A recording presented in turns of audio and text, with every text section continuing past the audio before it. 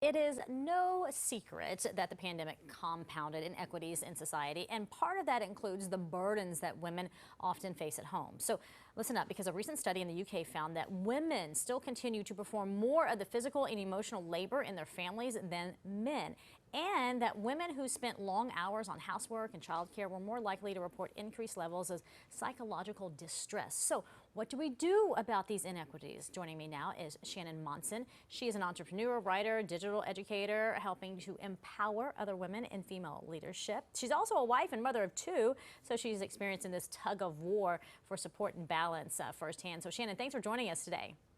I'm so excited. Yes, okay. Hopefully we get that microphone worked out a little bit. I know you're going to be sharing 4 solutions with us, creating a more balanced workload at home. And you say, people, they should feel that the imbalance should start by trying to create some equity here, and that includes asking for what you need. Now, what does that conversation look like? Because a lot of people worry that that conversation is not a conversation, but an argument. It's important to go into it with an open conversation and expecting to have an open discussion. So you want to start by saying, hey, we're on the same team here. It's important to me that you feel supported that I feel supported at home. And I'd like to discuss how we can, or even saying, hey, I know there's been a lot of changes at home lately, and I want to discuss how we can navigate that better as a team so that you're coming to the table looking for solutions together instead of it being aggressive. I'm asking for you to do something. Oh, I missed your son. He was so cute. While you were talking, he ran in the background and got something out of the fridge and then walked out. Hey, this is home life. This is real life. Being a mom during a pandemic. So, for some people, though, it can feel really hard to start these conversations, as you just talked about. And when we do, how do you get prepared for that? I know you talked a little bit about it, but how do we plan that? Yeah, I think the thing you want to avoid is going into a vulnerable conversation and then your partner saying, well, there's nothing I can do about it. My work schedule can't change, is what it is. And so the best thing that you can do is lay the groundwork for an open conversation by coming to the table with creative solutions. So for example, maybe you say to your partner, hey, I know your work schedule is really busy and you're not able to make it home in time for dinner. So I was thinking, what if you place a grocery order during your lunch break? And then you're setting the table to say, are you open to that? Do you have other ideas? And really creating an opportunity for you to co-create a plan that. Okay.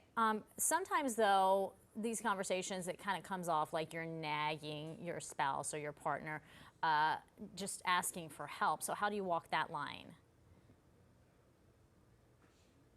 Business and negotiation, there's a proverb we go by, trust but verify. So the goal should be to, when someone tells you they're going to do something, you want to believe them, but also create a plan so that there is that transparency. So for example, with grocery deliveries, you can both download an app on your phone and set notifications so that you know when the other person places a grocery delivery order. That way you're not frustrated later that it didn't happen, or if in the moment you see, hey, this was supposed to happen and it didn't happen, you can just shoot a quick text, say, hey, I forgot to the grocery order, can you make sure to place that today? Instead of just being upset that it didn't happen. Okay, but that's easy if you can verify online, right? But if you're working, you come home and the dirty clothes are still all over the floor and they haven't been washed, how do you address that without sounding like you're nagging, like, come on, this was your chore, we split it up and you haven't done it? Things that you can do at home, like you can create a calendar at home or a Google Calendar that, it's whose turn it is, but it's also okay to just leave it there. If you had the conversation, you had the conversation, laundry is yours. Okay to just leave it there. Hey, what's going on? Right. That's a good point, right? Because you're kind of enabling if you just keep talking or you do it yourself for them when they don't do it. So yeah, you made the mess, then it's your job. I'm not going to do it.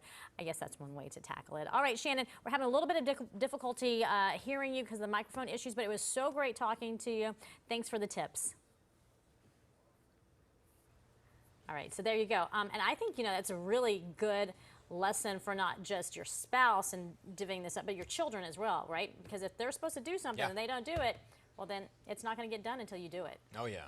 Well, and if they don't, there should be some. I had consequences. Oh, you did? What'd you have? Oh yeah. I mean, there would be no video games, or something would be taken away if I didn't do what I was supposed to do to help my mom out. I realize that that's kind of the key in parenting. You know, you can say all you want, but if you want to take a toy away, boy, that's the end of the world. Oh, if only toys mattered. I know. Now it's like the Well, they're at the video age now. game. I Yeah. know. It's For like me, a- it became video games, Right. or no bicycle.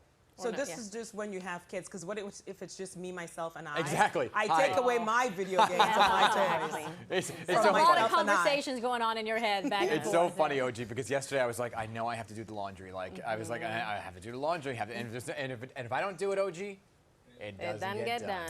Yep. Exactly.